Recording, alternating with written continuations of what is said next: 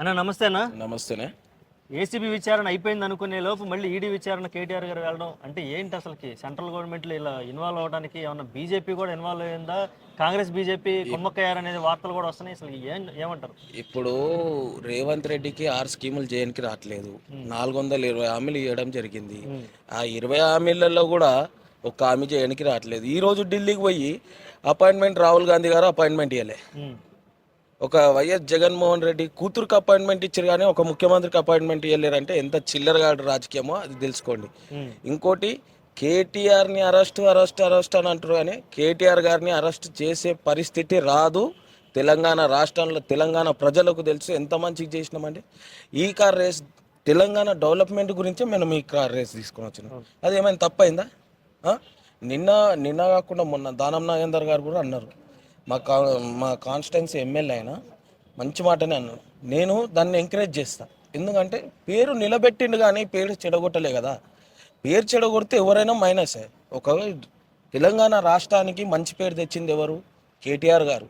ఇటు hitech city పోయే రోజు కొన్ని రోజుల ముందు హైటెక్ సిటీ పోయేటప్పుడు అప్పుడు ఎట్లుండే రోడ్లు, ఇప్పుడు ఎట్లుంది అని నేను సూటిగా ఒకటి రేవంత్ రెడ్డి గారికి ఏం చెప్తున్నానంటే, నువ్వు ఈ 6 హామీలు చెయ్యి. హామీలు చేయని లేని పరిస్థితిలో ఉంటే నీకు ముఖ్యమంత్రి అని ఎవ్వరు అనుకుంటలే. ఎప్పుడు వరకు తెలంగాణ ప్రజలు ముఖ్యమంత్రి రేవంత్ రెడ్డి అనుకుంటలే, కేసీఆరే ముఖ్యమంత్రి అనుకుంటారు. అది పాలించేది ఉంటుంది ఒకళ్ళొక్కళ్ళకి. అది మన రేవంత్ రెడ్డికి లేదు. ఎవడు మన ఢిల్లీకి ఏం చేయని పోయినావు? ఢిల్లీ గురించి మాట్లాడుతున్నారు కాబట్టి ఇప్పటికి సంవత్సరంలో దాదాపుగా గతంలో 28 సార్లు వెళ్ళారు ఢిల్లీకి. ఇప్పుడు ఇది 29 లేదా 30 సార్లు. ఈ 30 సార్లు వెళ్ళి రాష్ట్రానికి ఏమైనా తీసుకొచ్చారా? అది ఏం తీసుకురాడు. పోవాలా రాహుల్ గాంధీకి ఒక మూటలు పంపించాలా? అంటే ప్రజల సొమ్ము వేస్ట్ అయిపోతుంది కదా. 30 సార్లు హెలికాప్టర్ పెట్టుకొని లేదా ఫ్లైట్ టికెట్ వేసుకొని. ఇప్పుడు రేవంత్ రెడ్డి ఏంటంటే ఓటుకు నోటు ముద్దాయే ముఖ్యమంత్రి అయింది. ఓకే, ముద్దాయి ముఖ్యమంత్రి. ఫస్ట్ A1 గా ఎవరిని పెట్టాలి? ఏపీ ముఖ్యమంత్రి నారా చంద్రబాబు నాయుడుని పెట్టాలి. A2గా ఈడ ఉన్న పిచ్చగుంట్ల ముఖ్యమంత్రి గారిని పెట్టాలి.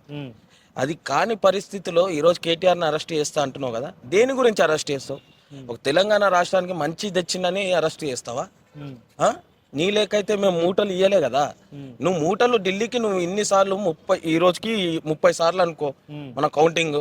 30 సార్లు ఢిల్లీకి పోయినావు. తెలంగాణ రాష్ట్రానికి ఏం తెచ్చినావు? ఎంత డబ్బు తెచ్చినావు తెలంగాణ ప్రజలకు చెప్పు అని నేను సూటిగా రేవంత్ రెడ్డి గారిని అడుగుతున్నా.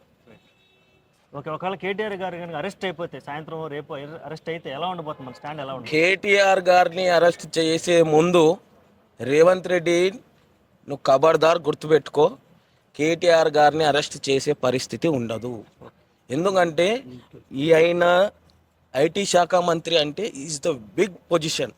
తెలంగాణ రాష్ట్రంలో ఎక్కడ చూసినా ఎక్కడ డెవలప్మెంట్ కేటీఆరే చేసింది. వీళ్ళు ఇప్పుడు ఉన్న ఐటీ శాఖ మంత్రి ఏడి? శ్రీధర్ బాబు పేరే తెలుస్తలేదు.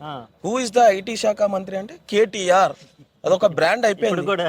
ఇప్పుడు కూడా అసెంబ్లీలో చూడండి ఇవన్నీ ఎందుకు వాళ్ళు మంత్రులు లెక్కనే ఫీల్ అవుతలేరు. వాళ్ళే అంటారు కేటీఆర్ ఇస్ ద ఐటీ శాఖ. ప్రెస్ మీట్లు నడుచుకుంటూ వస్తుంటే మీ మంత్రులు లేవని కూడా లేవట్లేదు అని చెప్పి ఇప్పుడు అదేంటంటే అప్పుడు మా ముఖ్యమంత్రి కేసీఆర్ గారు ఉన్నప్పుడు మేము ఒక గౌరవం ఉంటుండే. మాకు పెద్ద ఆయన వస్తున్నప్పుడు మేము కూడా లేచి నుంచుంటే ఆయనకు కూడా మేము విలువ ఇచ్చాం. ఈడేం పిచ్చగుంట్ల పార్టీలలో వాళ్ళే విలువ లేకుండా ఉన్నారు. ఇప్పుడు చూడండి అందరు బీఆర్ఎస్ లకు రావాలి అని అనుకుంటారు.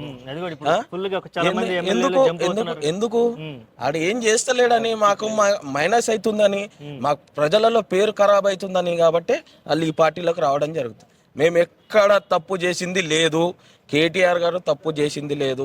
అన్ని పేపర్లు క్లియర్గా ఉన్నాయి కాబట్టి మేము కోర్టులో ఏదైతే న్యాయం చేస్తుందో మేము కోర్టుని న్యాయం ఏం చేయమన్నా చేస్తాం. అది కేటీఆర్ గారిని అరెస్ట్ చేస్తే 2వ రోజుల్లోనే రేవంత్ రెడ్డి ఇంట్లోకి పోయి అందరు కొడతారు తెలంగాణ ప్రజలు. అది ఓకే, థ్యాంక్ యూ.